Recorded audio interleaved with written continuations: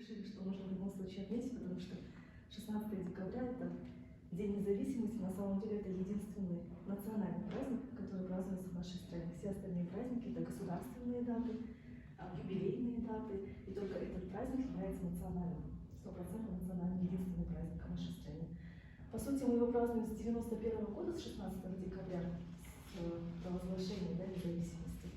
Но на самом деле за этой датой лежит нечто большее, лежит большее понимание, наверное, да, сути того, и что такое независимость. И, наверное, стоит каждому из нас раз в год хотя бы задуматься о том, что такое независимость, что стоит за этим словом, за этим понятием, и самое главное, кто стоит за этим понятием. Да? Потому что обычно зачастую мы говорим, что в 1990 году, 25 октября, мы провозгласили суверенитет, затем в рамках Казахской ССР, да? А затем уже дальше пошли все эти процессы, которые, в принципе, с развалом Союза, они привели, исторически привели к независимости.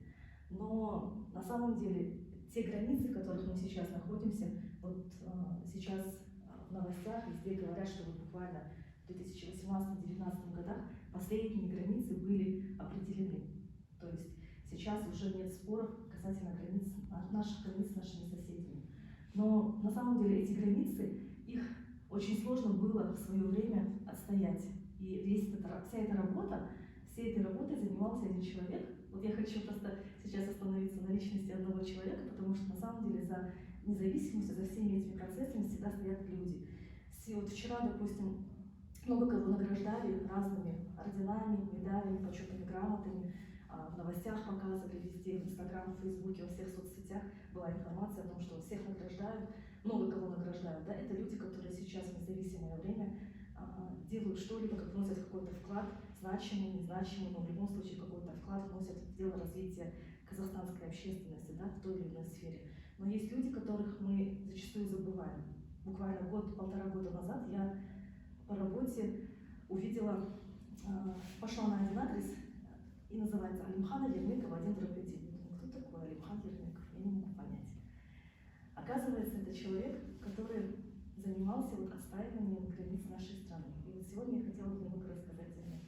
Это человек, который родился в нынешней Карагандинской области в 1891 году. В то время это был Семипалатинский край в рамках Российской империи. Он окончил мужскую гимназию с отличием на золотую медаль, что позволило ему поступить в Томский технологический университет, где он учился 4 года, и на 5-м курсе он вынужден был из-за того, что уже пошла революция, 1917 год, прервать учебу. И так как он был наслышан о таких людях, как Алихан Бакиханов, Ахмед Байтурсынов, он решил примкнуть к ним, и он стоял у истока создания партии Алаш. А партия Алаш это та партия, которая отделилась в свое время от партии кадетов Российской империи, потому что они поняли, что кадеты никак не разделяют их воззрений, что кадеты не хотят, чтобы у киргизской в то время, казахской части населения Российской империи была своя автономия, а затем независимость. А лошадинцы пытались добиться этой независимости. И вот Алимхан Ермеков в 25-26 лет примерно примкнул к ним, к партии Алаш, и его задачей было отстаивать интересы, земельные интересы. Он ездил несколько раз с докладами в Москву и защищал перед Лениным и перед всем Совнарком, в то время называлось, во время всесоюзных съездов, защищал интересы казахов и говорил, что они составляли в течение почти 3 месяцев большой доклад вместе с Ахмедом Байтурсыновым и другими деятелями партии Алаш и алашадинского правительства на тот момент уже. Они составляли большой доклад, составили и защищали, что северные регионы, они принадлежат автохтонному населению, то есть казахскому населению, в зависимости от того, где они населяли, допустим, там Каспий, тоже Северный Прикаспий, где казахи занимались рыболовством, а где русские занимались рыболовством. Потом, где крепости строили, строила в свое время Российская империя, там около 10 верст, вся эта территория была принадлежала как бы Российской империи, хотя на самом деле это была территория автохтонного населения казахов. То есть все эти моменты, нюансов очень было очень много, и они отстаивали все это, все эти моменты.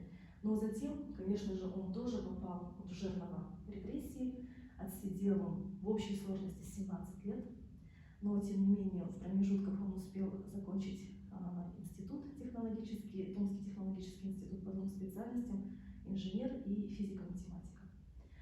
В 1932 году, в очередной раз, когда его задержали, он в поезде увидит несколько студентов казахов и передаст им записку. Это было в 1932 году, о том, что чтобы его супруги Ракия ее звали, Ракия, написал записку о том, куда он едет, куда его каким эшелоном отправляют, и что с ним все в порядке. И потом уже, когда он освободился, уже после войны, его снова арестовывают в 1948 году. И все это было как продиктовано чем, что якобы они работали на правительство Японии в свое время, в 30-е годы, контрреволюционная деятельность и так далее, хотя на самом деле ничего такого в принципе не было. Но затем в 1955 году его освобождают, и он снова начинает работать. В промежутках его назначают на разные должности, он работает в Ташкенте, в Куйбышеве, в разных городах, в университетах и институтах преподает.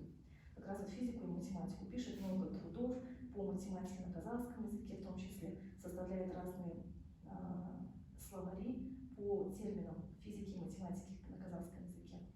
Вот. И по сути, уже много лет спустя, когда он возвращается, выходит из тюрьмы, его освобождают, он возвращается в Караганду, он будет жить в Караганде, ему дают квартиру, выделяют, он уже становится профессором, в промежутках вот как раз он защищает диссертацию, становится профессором, и ему выделяют квартиру по адресу улица Ленина, 58, квартира 8.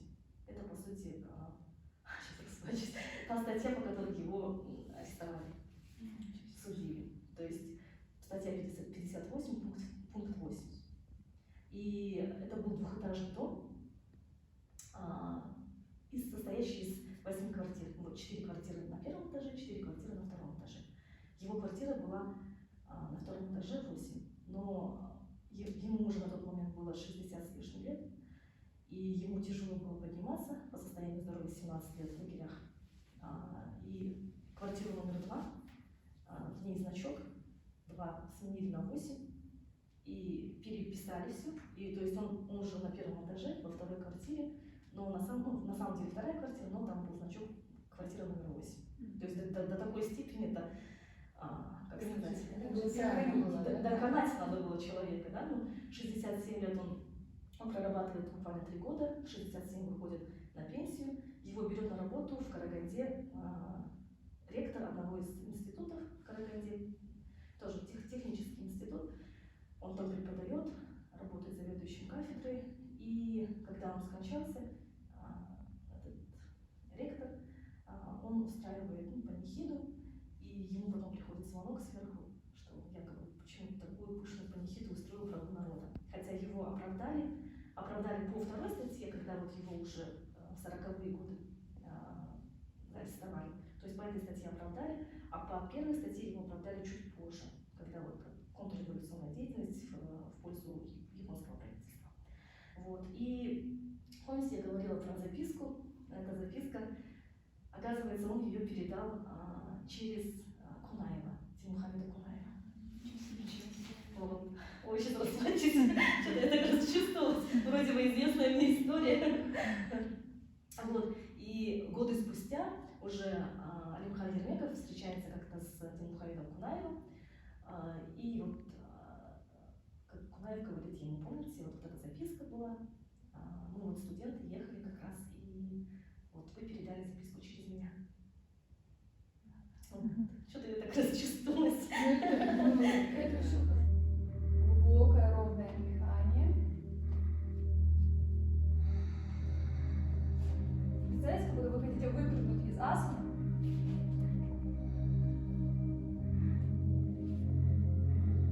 Хорошо. Хорошо. Выдох, наклон вперед. Аккуратно, не спешно. Ваш правый носок разворачивается вот так вот, да, вот в сторону. Теперь уже от зеркала, да, мы направляемся. И мы стараемся здесь отшагивает левая рука перед левой с подошвой, с стопой, да, и правую руку вверх не поднимаем. Хорошо. И в сторону окна мы стараемся увести нашу руку. Живот подтянули, ягодицы напрягаем. Постарайтесь вес тела перенести на носочки. Побольше давления. Дыхание спокойное. Вы чувствуете, как вытягивается весь позвоночник. От копчика до основания черепа.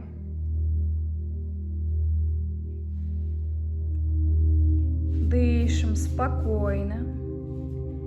Постарайтесь почувствовать укоренение стоп.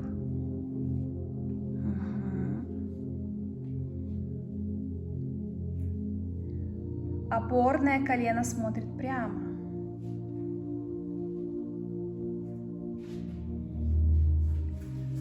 Опорная нога прямая. Ничего страшного, если вы падаете. Продолжайте входить в асану.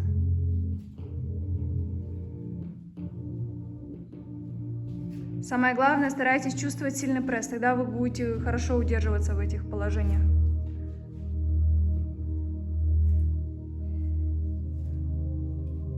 Три, 2, 1. И на выдохе мы уходим, вытягиваемся в сторону. Отлично. Представьте, что вашими лопатками вы уходите назад, да, и прижимаетесь к стене. Куралай немножечко туловищем назад. Отлично. Ягодицы напрягаем. Шею удлиняем по мере своих возможностей.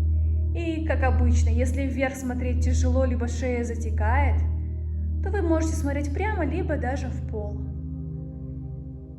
Но главная база, да, всегда снизу вверх отстраиваем. Ноги у нас сильные, укоренение чувствуем хорошее.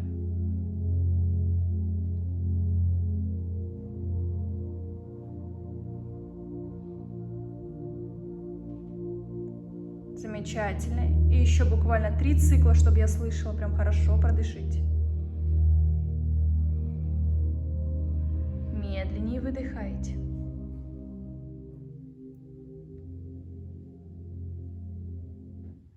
Дышим ровно, спокойно.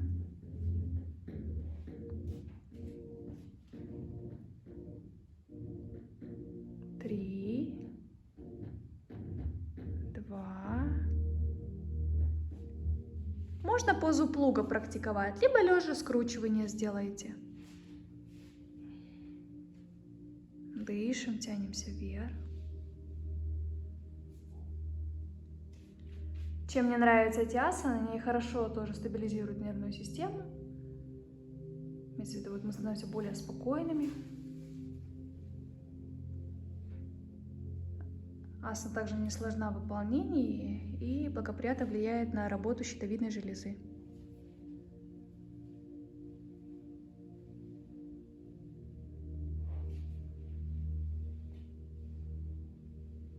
Медленно и неспешно ноги уходят за голову. Не бросайте ноги, а мягко их опускайте.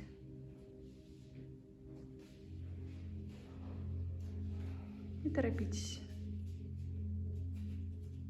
Вы стремитесь вверх седалищными костями. Ноги можно подсогнуть колени к лбу бота, если хотите попробовать. Хорошо.